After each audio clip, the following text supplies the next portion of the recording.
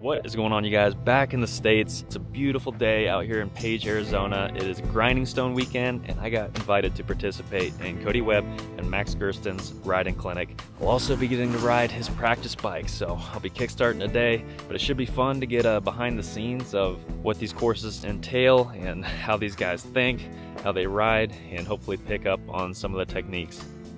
Let's have an order coffee. Hey, thank you. You're welcome.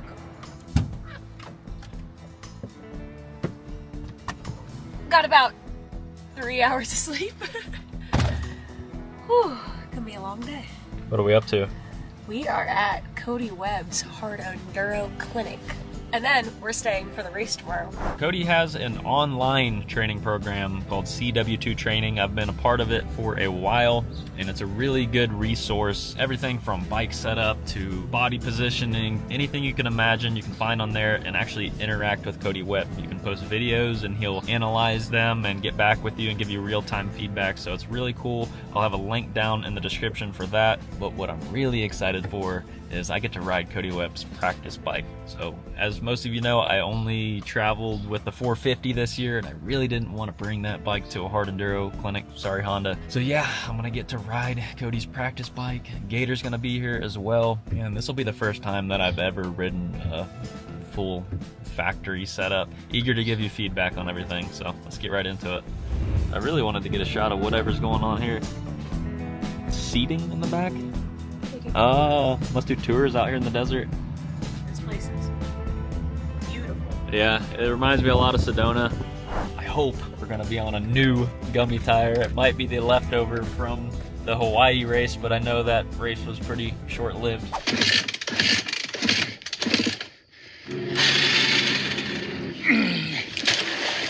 Alright guys, the end of my race. And I get to ride the, what do you want to call it? The Gen 3 tubeless system with the 20 rim locks. So we should be getting nothing but traction today. I see some bikes over there. I think this is where we need to be. Okay. Hi. Hi. How you doing? Nice to meet you. Nice to meet you too. Alexis. Alexis, Cody, nice to meet you. How you doing?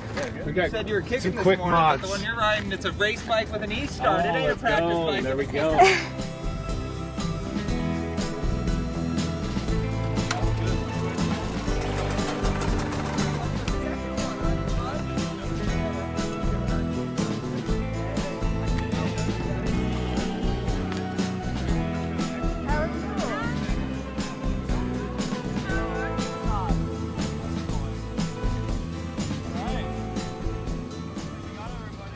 Well, we just met up with the boys. Bikes are fired up, warming up, and I am pumped to ride this bike. I'm really excited to ride this terrain too. We don't really have this where we stay at in Arizona, so it should be pretty sick.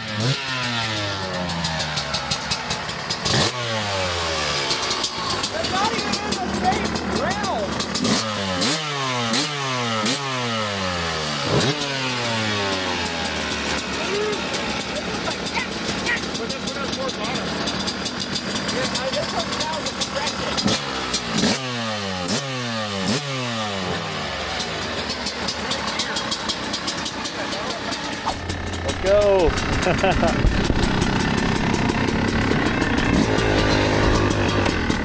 I really appreciate it. We need a little bit of free play with the cable. That's good. Ready? Yep, I'm on. All right.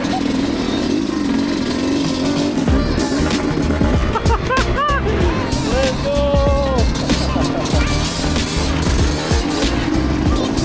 Dude, this is unreal. Bike feels really good.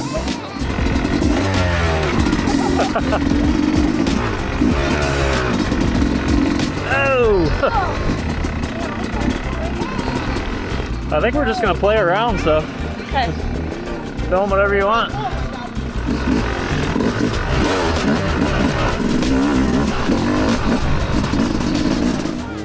Good, man. Wait a minute, you're not Cody. No. How's it going? Good, how are you doing? Good. It's not Cody Webb. I'm not Cody. So bummed. You should be. Who's mechanic? Dude, I don't know who I'm kidding. I can't fucking make it. How bad I want to so bad.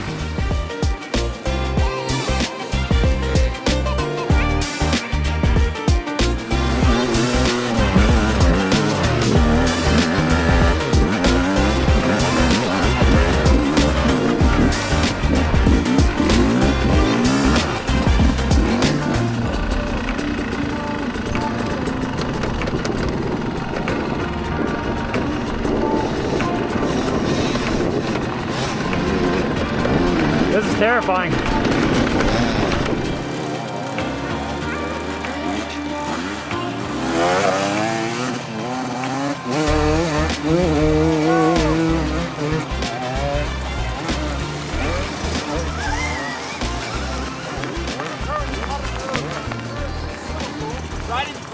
Oh, listen to that. It's how to gain it. Got him. I found a little guy right here. It's not terrible. He's right there.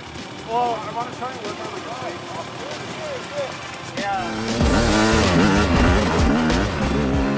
My first thoughts on Cody's 2025 YZ250X were really positive. This X model bike was introduced back in 2016, and it's an enduro version of the YZ250 motocross bike that has largely remained unchanged since the early 2000s. But it's got an 18-inch rear wheel, kickstand, wide ratio transmission, different suspension valving, ignition timing, but largely at heart it is the YZ250 motocross bike. Old technology, carbureted. If it ain't broke, don't fix it. It's very simple and it just works. Being a motocross derivative, it is definitely stiffer than any of the steel bikes that you're gonna ride, but not in a bad way. It almost gives you a sense of confidence that it can take on anything that you throw at it.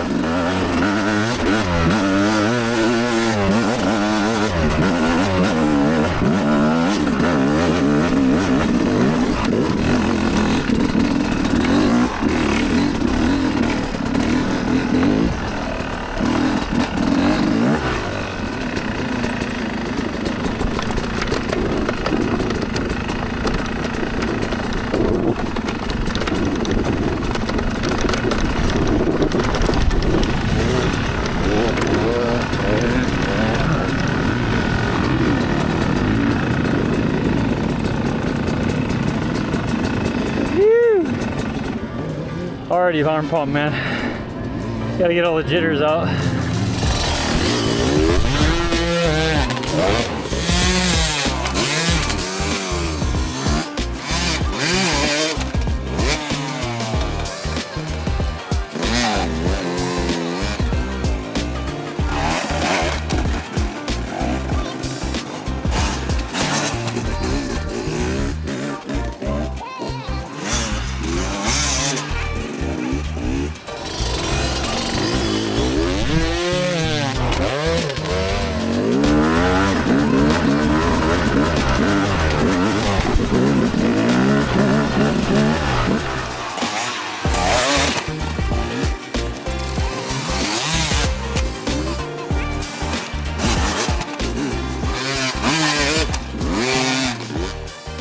So being a 250 and competing in this hard enduro series where majority of the bikes are 300cc two-strokes, Cody's bike is obviously modified, high compression head, porting. Cody and Gator have been fine-tuning this bike, trying to get it dialed in and just squeeze the most usable power out of the bike. He has a few of these bikes and they've been playing around with so many different settings, and it's not about just getting the most power out of it. The key is usable power. For hard enduro, numbers aren't everything.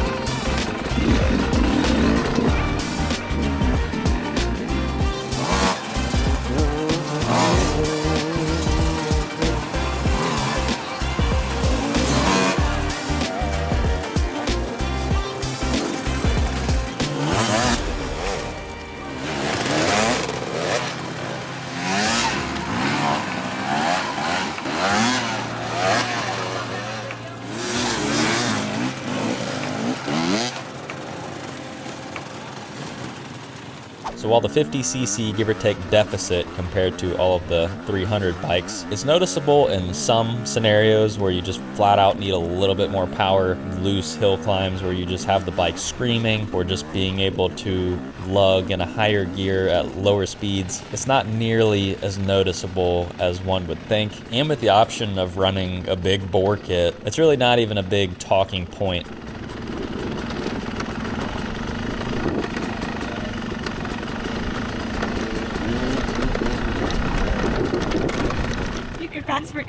Dude, everybody keeps coming up to me. Yeah.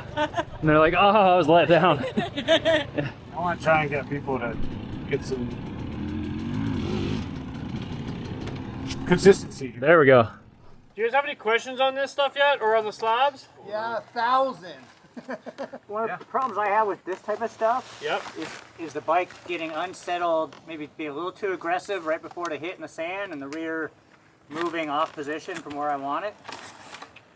I think that's a sand feature. You never feel like you're where you want to be. Hit the rock and then try and like recover and commit. Yeah, it is really hard to stay precise in the sand. I think just staying committed to your general line is really important. Just keeping the weight into that rear tire and just staying committed on it, I think is a big part of it. And traction's coming. You're probably not going to go where you want to go, so be ready to go where you don't want to go. Yeah, it is hard to be precise in the sand, and there's definitely an element of riding the wave, and you have to just learn how to flow with it rather than fight it.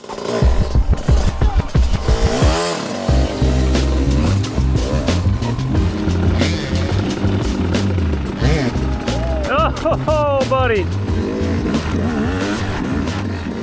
Getting back to the bike itself, obviously he has the latest and greatest suspension technology. He has applied doing all of his bikes. I think it's local to him in Colorado. So with the gold valves and all of the precision-tuned internals, it is definitely the best feeling bike that I've ever ridden in terms of suspension. That's something that I've never spent money on and always regret it. Not only will it soak up pretty much everything, but you can attack stuff at a higher speed, and the high speed valving will also save you, and that's a huge difference with the stock suspension. With a lot of the enduro bikes, the stock suspension, yeah, it's super plush, but as soon as you start pushing it during those high speed impacts, you're really gonna notice all of the deflections and just completely blowing through the stroke, to where Cody's bike remains stout, planted, predictable. And I'll be completely honest, I was really timid riding his bike. I had just met Cody. Obviously, I didn't want to crash his bike, scratch it up, especially just being completely out of my element. It kind of shows how well the bike did, and I got comfortable really quick.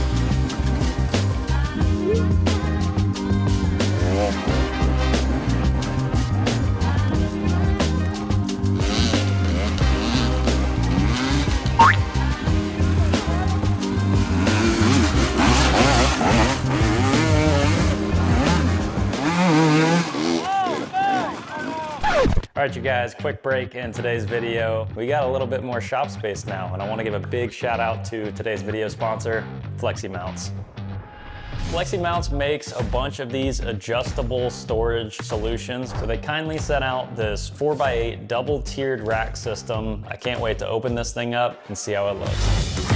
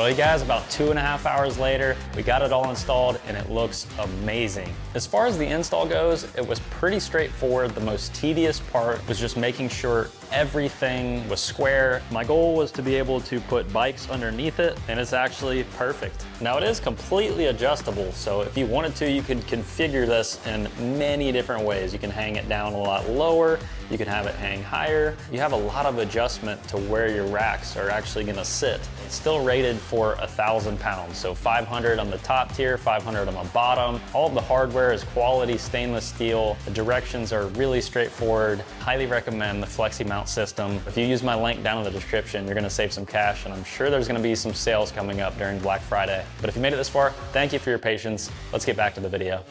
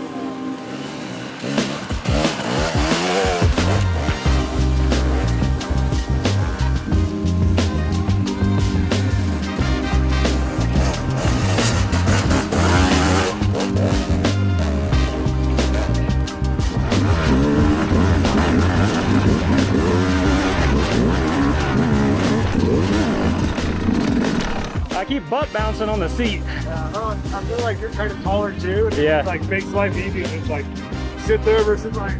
Right. I get lazy sometimes. All right. I'm gonna be an idiot.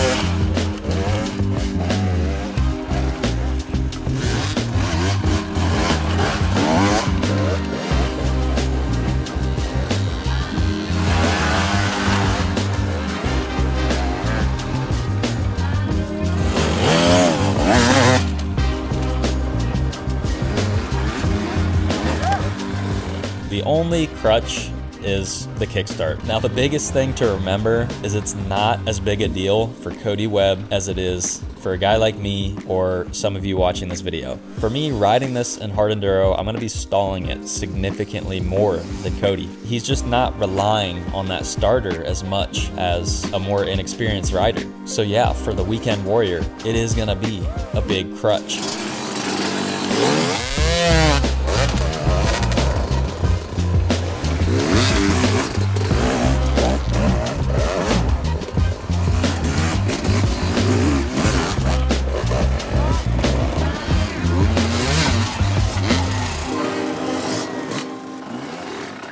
Get in those super tricky situations and you're stalling out your bike, you don't have that button to rely on, and the kickstart can be a big issue. They're trying to dial in the electric start, so even for Cody, it's obviously important enough for him to want to invest the time, effort, money into fine-tuning an e-start setup, which they'll get it dialed eventually, and hopefully the wheels are already turning with factory Yamaha to adopt their own electric start system, because that would just cause these bikes to absolutely fly off the shelf.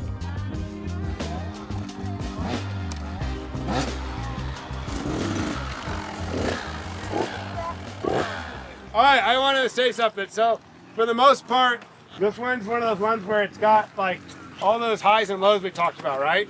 And it's got the sand mixed in, so it doesn't look bad, but it ends up being a lot trickier. And it's getting worse and worse. Yeah. Like that one over there with all the sand on the rock before it, you gotta account for that. Something I work on at home, when I worked on growing up riding trials, is like, you want to make it harder, just throw a turn in it, right? So come here on this pad, turn, and then practice getting like drive with not much and really not good conditions. This is where being precise and learning how to spot your line and be balanced all the way around the corner is going to really pay off.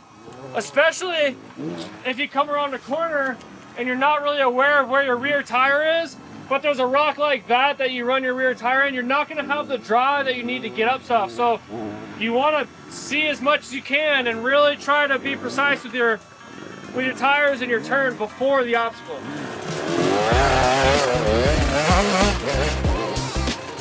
Oh yeah!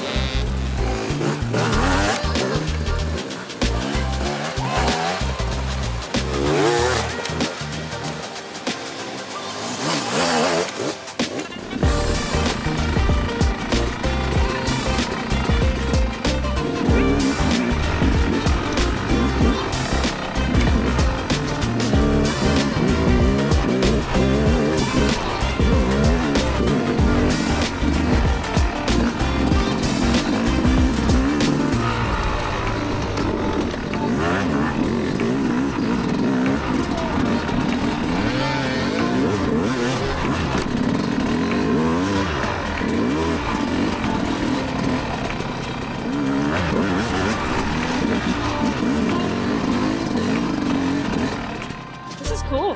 This is a huge playground. It is. It's a lot of fun. It's so different than what we're used to. I know.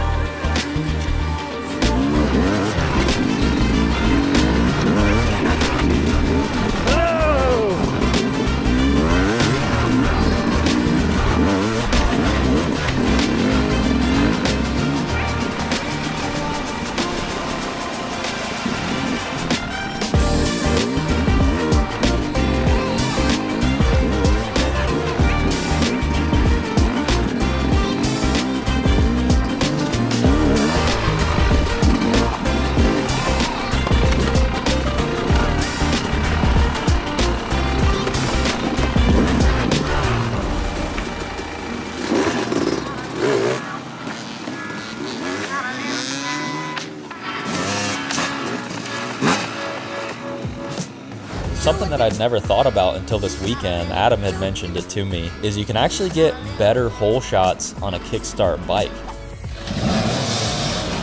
There's a delay when using electric start versus that kickstart. You can get right on that compression stroke. As soon as that horn fires off to start the race, you can slam that foot down and you're gonna be one of the first bikes off the line. That's not something that I really thought about in the past, but that is huge in these hard enduro races, getting ahead of everybody, staying out of the bottlenecks. There's few advantages to a kickstart bike. That is definitely one of them. And once you can get that technique dialed in, it can be an advantage.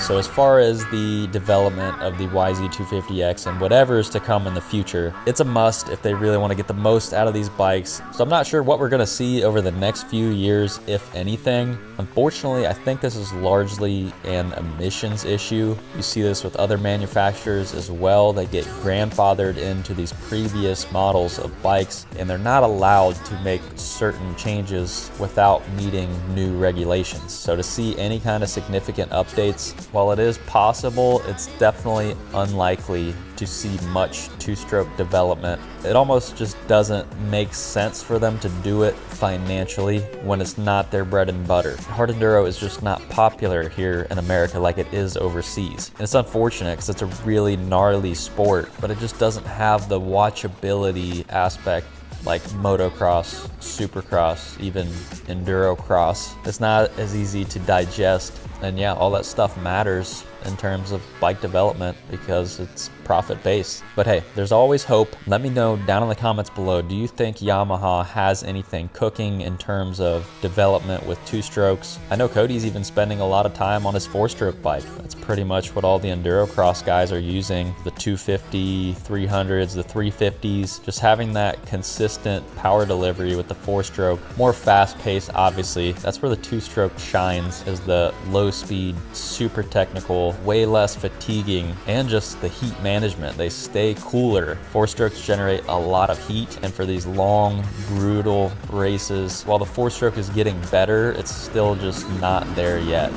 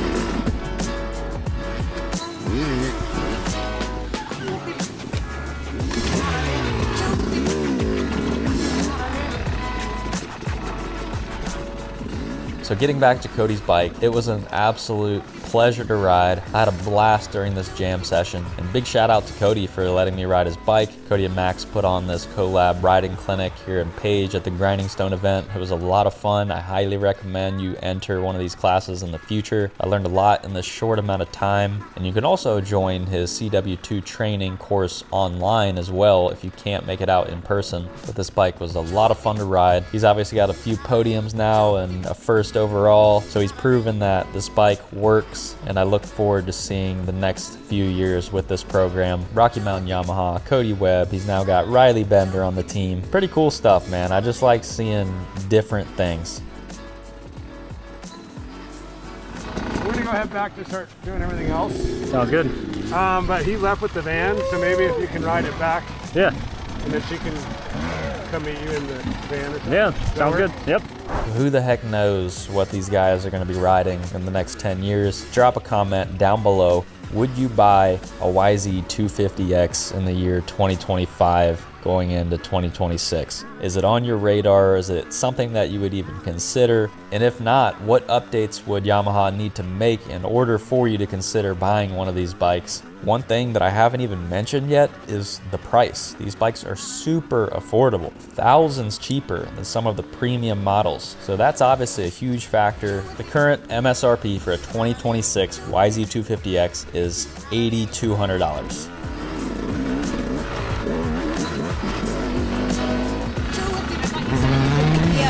I was like, oh god. Oh shit. Had to commit there. That's a wrap. Woo. How's it going? Good. Got the Charged Cycle Works crew out here. I've been following you guys for a while. Oh yeah? Yeah. For $8,200, I feel like you get a really decent bike. The chassis you get, the performance that you get, I think it's a really good option, especially for the weekend warrior and for somebody that wants to save some cash and just get a rock solid bike that you can still compete with. So yes, it's Adventure Daily approved. Would love to hear your thoughts and experiences with the bike, so drop a comment down below. Thanks to everybody that made this happen. Thank you, Eric, if you're watching this. And as always, remember to live free and adventure daily.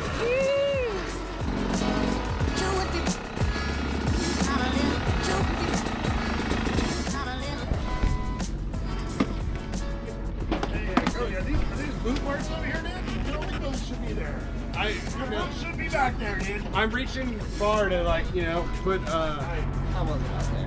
Good. That's good. I was hoping to stay together for you. I was like, I think this race fell apart, broke out in a race, and then we're just handing it to you. Right. And then I was leaving with the toolbox. Yeah. He's like, I think Tanner guy's talking to me. I think you know him. I'm like, he texted me a minute ago. I do know him. Yeah, that's Like, crazy. I can't believe that's not you at the gas station. No, I keep seeing the van too. Yeah. Wait, we got to see the guy. Yeah, I know. He's a Cody goes, how many guys with red hair and a mustache? Right, Like, what the hell did he tell me to get in? Well, you guys, that's a wrap. Cody Webb, Max Kirsten, Hard Enduro Clinic. A lot of fun. A lot more casual than I guess I was expecting, in a good way though. Everybody was competent, so we just went out, had fun, got some pointers here and there. A lot of good talk on body positioning, and it was pretty cool for someone that's not into racing and just riding for fun. But I do like to challenge myself. I definitely picked up a few things. What'd you think? Oh, I had a blast. I was just along for the ride. Literally. A huge shout out to Cody though. I appreciate you letting me ride your bike. That was a blast. It was a really cool experience, and I'm sure a lot of you would want to know what it felt like. Really good. I think Cody and I are a similar build, so it really was set up for me. Power wise, it felt good. I would say the 300 that I'm used to definitely has a little bit more on the bottom, but he's riding a completely different setup than what was on my bike. So would I buy or ride or own a YZ250X? Absolutely, man. It's a tried and true platform. The chassis is good, KYB from the factory. I think it's a good option if you're willing to make the sacrifice of the electric start. And today, just riding, playing around and having fun, it wasn't an issue. But for a race like this, where I'm not competent with the clutch enough, a guy like Cody, he's not going to be stalling it all the time. You know, he might have to kick it once or twice a race, but for me, it would definitely be a struggle. Regardless, I had a super good time on the Yamaha, and yeah, first Blue Crew experience. Now we get to experience this.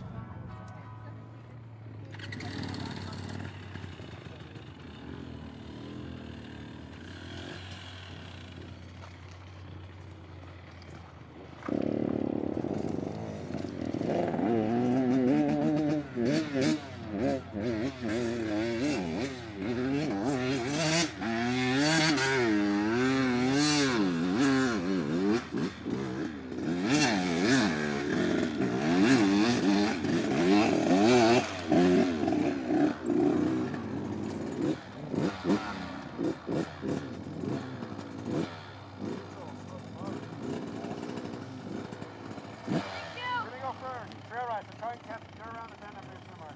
Thank you so much.